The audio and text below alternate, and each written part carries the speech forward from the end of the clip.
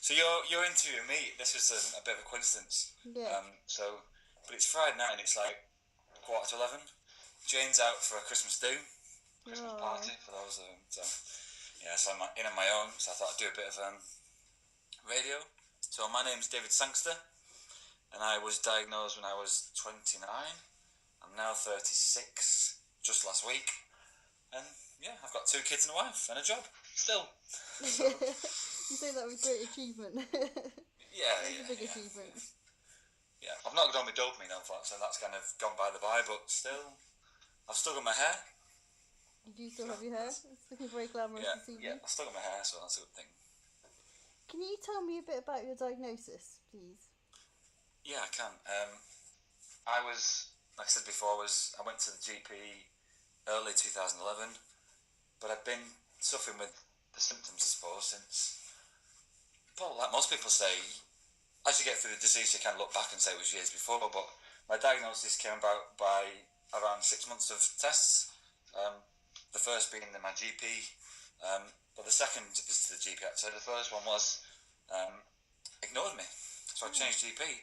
I didn't know what I was looking for or what I was going for. It was just like a funny sensation in my neck. Yeah. So anyway, I changed GP, and my daughter was born, and he did the usual tests like we now know are like basic neurological tests, and like arm pulls and leg pulls and those types of things. And I was referred to a neurologist, and it was about March time, and I was diagnosed in August. So it was a long period. It does feel like a really long time, doesn't it? That period between them telling you you might have something and them telling you have got it. Yeah, it does. Even the final point of finding out, it was a week in hospital. Right, next question. Did your experience of your diagnosis lead you to starting your 1 in 20 Parkinson's gang? Yeah, when I was diagnosed, running up to my diagnosis, I contacted people on an online forum, trying to find out if my symptoms were what I thought they were, and I was met with some supportive comments at the start, and then as that went by, and I actually got diagnosed, somebody said to me on the forum, I just gone on there and kind of joined the club, or thought I was, the Parky Club, PD Club, just wanted a bit of reassurance, and I was told, kind of like, not bullied, but kind of like, well, is it just me, or does anybody think that David hasn't got young onset PD? Really? His symptoms are so on, so yeah, it was a horrible experience, and that's what started me off. But it took 2 years of thinking and doubting and going backwards and forwards, setting up online accounts. It was called YOPA, Young Onset Parkinson's Association. That was something I did at the start, and then I deleted that. I started doing a bit of tweeting, deleted that because I was still worried about what people would think. And then eventually, I did it again on April Parkinson's Awareness Week, and Steve Ford and a few other people, Parkinson's UK people, kind of retweeted stuff, and I was like, oh, this is what you do on Twitter. People retweet it. I was like, oh, this is interesting. So my chair's sliding. I'll come back. Here we go. And, yeah, it was a nice experience because I felt a bit more validated. And so I set off doing that kind of diary daily thing, which we've done now a lot of since. And the next year went by as Parkinson's Awareness Week ended. And then I did a fun run for Parkinson's UK in that year. But it was all my family did it. It was like a fun run in Manchester. And within that year, I did a lot more. And then I met Martin Taylor. Hello, Martin. Online, and Zoe in Bury online. And I met my first young onset person like me in Manchester. And then we started off doing more stuff online. Myself and Matthew, I don't speak too much anymore, but he's still around. And then in the April came Parkinson's Awareness Week. By that point, me and Martin Taylor had our first hangout. It was his idea actually, a hangout. And then I got invited to go on Radio 2 after Parkinson's Awareness Week, and then that was it really. It kind of took off in the June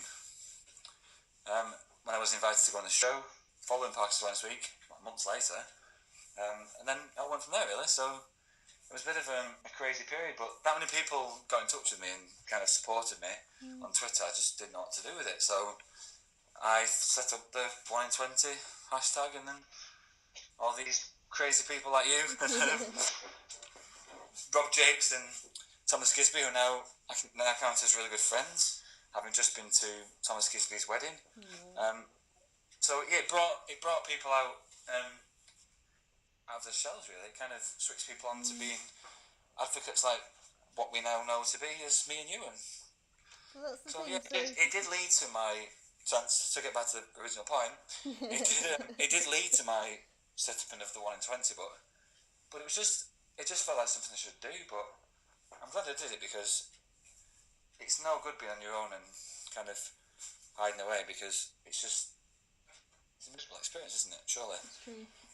I'm glad you did it. I mean, glad doesn't really cut it, to be honest. But you know, it was almost like when I sort of got diagnosed, I was told by my nurse that there were people out there like you, and I was like, okay, these are the kind of people that I want to talk to. These are the people that I want to speak to and spend my time with, rather than going to support groups where everyone sat there kind of getting pissed off about stuff. And I thought, you know, this is the kind of people that are actually being active in the community that I want to hang out with.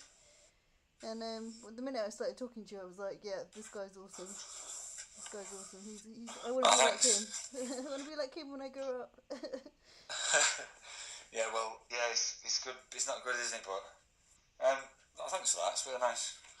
I don't know what to say now, but yeah, it's been, you know, like you're still doing a lot. I'm having a kind of a quiet period at the minute. I'm having a rest because I'm absolutely knackered, and but you're still going really strong, Emma, and it's really good what you're doing. And it's have a rest next year, the experiences it's brought us as people. Yeah. You know, I would never have met you, No. or anybody, the people I've met. You know, obviously, because we wouldn't have had PD, but even without that, and it'd been for another reason. You know, it would have been highly unlikely to have done the things that we've done, I think. No, exactly. I totally agree. I maintain that I've done more because of Parkinson's, and I've been put in situations that I wouldn't have been put in otherwise, and given opportunities that I wouldn't have been given. Yeah, shit. Exactly. Ridiculous things sometimes. In the middle of a park, in Iceland, whatever else. Ridiculous places. Yeah, it's as horrible as PD is, and it can be. It's also fantastic that we get to do. We don't get to do. We choose to do these things, and it's because we push each other and we support each other that we do it. Because if we didn't, then we've had no encouragement to do this. We wouldn't do it. So I think we live more than probably most people live. You know, I think we actually use our lives more than most people do. I agree with that. That was a conversation killer. Okay. What time was it? Oh, okay, it's right. Okay, so leading on from my last question, you've been involved in or led on actually so many great Parkinson's initiatives and kind of projects and things that you've dabbled in. What are you most proud of? Most proud of putting out a message that's not been criticised ever. I've never had a bad comment on Facebook or YouTube comments. I think I'm most proud of the fact that I've always done videos that I've always included others when they've not been about me, and they've always given a realistic kind of representation of what PD is like, and it's not all like sat there shaking and talking about how bad PD is. We know it's like that some days, but it's got to be balanced, and I think that's what we're trying so hard to maintain, I think. So I'm most proud of my videos, and the fact that I've kind of never had any discouragement about stopping. Well, they're so honest and so from the heart and so truthful, and I think that's one of the things. When I started doing this project, I was trying to kind of make everything positive and make everything kind of come across as, you know, I'm all right, but actually watching yours, I realised that actually it was more valuable to people to be honest and to be more realistic about what, you know, the many facets of Parkinson's, and I feel like I'm blogging more honestly now because after seeing yours, I realised that actually it wasn't doing anyone any good. Me being all kind of like, yeah, it's fine, you know, Parkinson's is Yeah, great. well, but it's hard to do, and to do what you're doing on PD365, you've got about 100 days left now. Yeah, I'm kind of sad actually that it's going to end. Yeah, it must be. You get in there now. It's amazing. Once Christmas is gone, it'll be whizzed by anyway. Yeah, it's no, you do a good job, and it's some days are good days though. Yeah. And it is a nice, you know, some days I do forget I've got PD. You know, we don't think we've got it all. I know I've got it, but I think we just get more used to it. Yeah. But lately I'm going to that phase of knowing I've got it, and it's really hard. I think it's because I've just got a cold and I'm working too much, and but it's been 6 years for me, so it does get harder. Yeah. So it's important to still share my message because that's what I set out to do. Yeah. But I've got kids as well, so it's important that I do it right because the longer we go down this road, the older my kids are getting. Evelyn's now 7 in January. Wow. So she now, I remember what it was like to be 7, so I'm sure you do as well. So I'm now a dad with PD, and I'm in the public eye doing stuff, and that's why I'm most proud of my videos, because I've got to maintain that realistic sense of optimism and hope. But at the same time, Parkinson's is real and it's real hard, so I must slide in my chair away again, so I'll come back. There we go. She's gonna be super proud of you. You know that, right? Well, it's funny you say that because the other day, she helped me film a World Parkinson's Congress vlog thing. I've not released it yet, but she stood there the other day with a Etch-a-Sketch type thing. You type that you write on, and she put, "I love my daddy who makes PD videos to help other people." Oh, so cute. She wrote Parkinson's actually. She's a really good speller. So that was amazing. My wife took a picture of the holding the plaque thing, and it's amazing. So as much as I was proud of that, it also makes me very aware of the fact that she's watching, and she's going to go to school, and other people are going to see it. But I can't go back now, so. You've done nothing you should ever go back on, I don't think, personally. I think everything you've done you should be really proud of. Well, you've seen the never-ending story, haven't you? Being an 80 child. Yeah. It's going to go on forever, hopefully. So. Yeah, exactly. Yeah. What would you say is your biggest daily challenge? I'll just get the chair. Other than everything. I think it's not getting up in the morning. I'm used to that. I've always had that sense of. I've always been optimistic anyway, before PD. But the hardest thing is just it getting physically harder, and it's really tough. It's the hardest thing is there's one hard. The hardest thing is the physicality of it, but that divides into two things. It's your physical struggle with it. There's also your mental kind of ways of coping with it. You know, like you said the other day in your vlogs, because I do watch. You said you don't get depressed. You don't think you've had depression. I'm the same. I've never felt like I have, but I've had my blue days like you, grey days, dark days, and they're the things that are the hardest. It's the when you're on your own. Yeah. It is when you're in on the your night, and or when you're at work and you go into the toilets and you just kind of hide away for a minute. Because it's the only place you can go where you can not sit down, but there's not many places in my work, and people are going to watch this, but you just need to lie down, don't you? You do. I sound like a right Northern now. You need to lie down, don't you? But you just need to lie down. When your symptoms get really bad, you just need to lie flat, and we can't lie flat at work.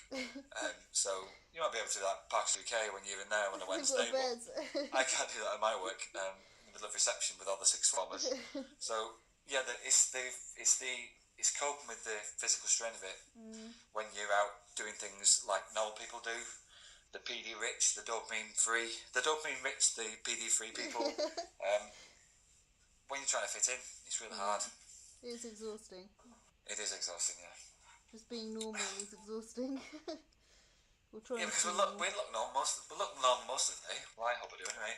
Wait for my arms and put the headphone back in. 1 minute. We'll talk about dyskinesia in a minute. We'll have to talk about that. But yeah, and dyskinesia. So yeah, fitting it all into a normal life when you want to carry on rather than hide away at home. That is basically, isn't it? Yeah. So Yep, yep, yep. Yeah. Do you ever worry about the future? And if so, what do you fear the most? Getting deep now for a Friday night. No, it's alright. I don't. Dave Clark said it the other day, didn't he? Because I always bring other people into my discussions because I think this is important. It's not just about me. Never is. It kind of bit me a little bit. Bit me. I'll speak properly. It kind of bit hard when he said, you know, there's no getting away from the fact that it's a one-way street. Your disability. Remember that one? Yeah. Did that get you? Yeah, it got me as well. Yeah, it got me too. Thanks, Dave. He's a poignant bugger, isn't he? Yeah, it's. We're not ignoring it. No. I'm not ignoring it. Yeah, it's not going to get any easier. And this year it's got harder. And I always think about this time next year. I always think about this time last year. How I'd not change what I've done, but I would swap my symptoms for what I thought were really hard last year. Yeah. Have you thought that? Yeah, totally. And I kind of always think to myself, this is kind of where I frame it that makes me feel better about it, is the fact that today is actually the youngest, the most able, the least disabled, the most physically able I will ever be. So don't put stuff off. Yeah, I've not thought of that one for a while. Don't put stuff off, just do stuff. Because, like, if you think of it that way, it feels more positive.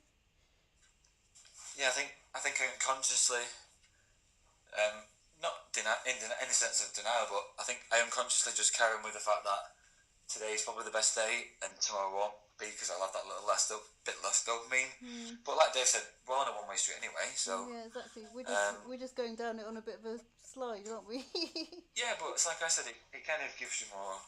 This might sound really superficial and a bit fake, but I think it has given me more perspective and more scope. And it's not in any way like a near-death life experience. It's kind of like a an epiphany, but I do believe that it's made me much more of a better person. I totally agree. I think I'd rather live like 30 years like this than live like 60 years the way I was living before. Yeah. Well, I'm not mentioning the guy I always like to talk about, but you see how much Tom Isaac's fitted in 23 years with the condition, 24 years. I know. You know, it was positive before that, as we've all seen with that video he did that they released after he sadly died. But I think he kind of multiplied that by 10 the day he got diagnosed. Yeah. Well, after 2 years maybe, but 2 or 3 years. But that's what I did. You know, that's what you've done.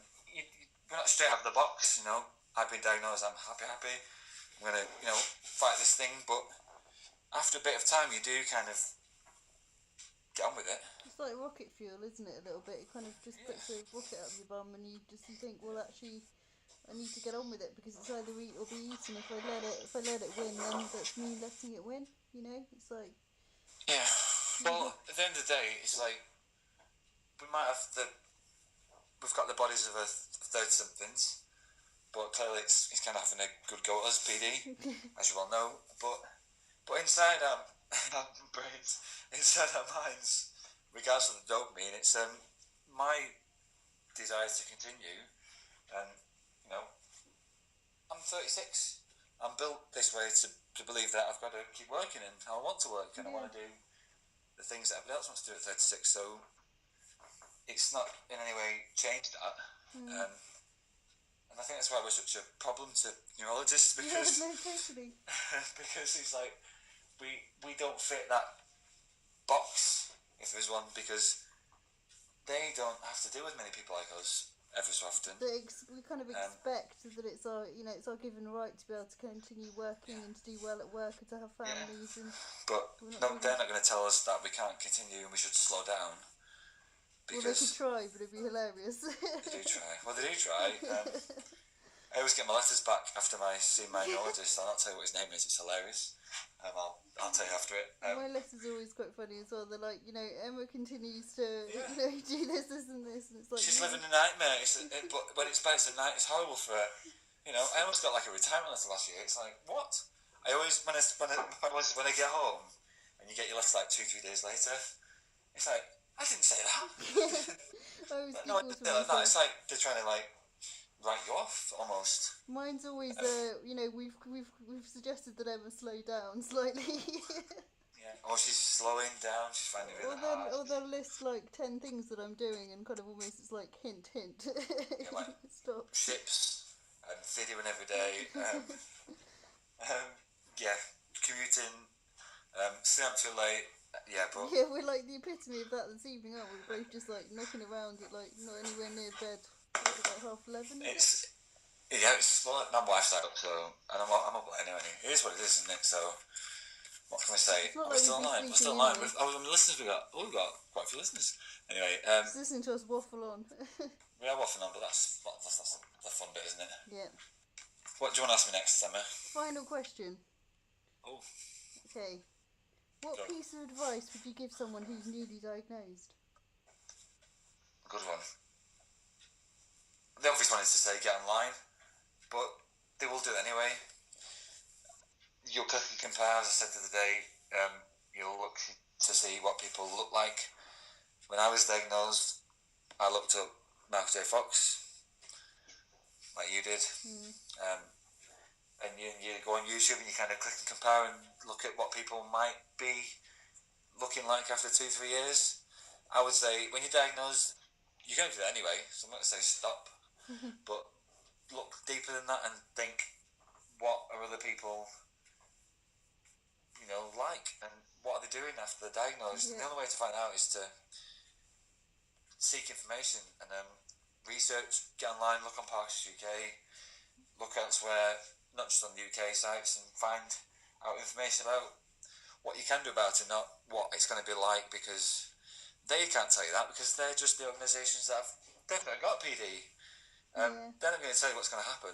They'll just tell you what you can do now about it, and that's my advice. I think you have to remember as well that everyone has a different progression rate and different route and different symptoms and things like that, because when you first get diagnosed you can look at someone else who's maybe had it the same length of time as you're kind of projecting into the future, and you look and go, well, they've had it 5 years and they're in a wheelchair, and you think, if you get been diagnosed, you'll look at other people, but some people get diagnosed after a week of experiencing that amber light, that pinky twitch. Some people get diagnosed 6 years after they've been suffering with PD. They've been hiding away for 6 years. Some people I've met recently have been clearly under medicated or have had PD longer than I ever had it when I got diagnosed. So, well, I'm glad I got diagnosed when I did. That sounds ridiculous, but I'm glad I took the medication that I've done now, and I've now got dyskinesia, which is really fun.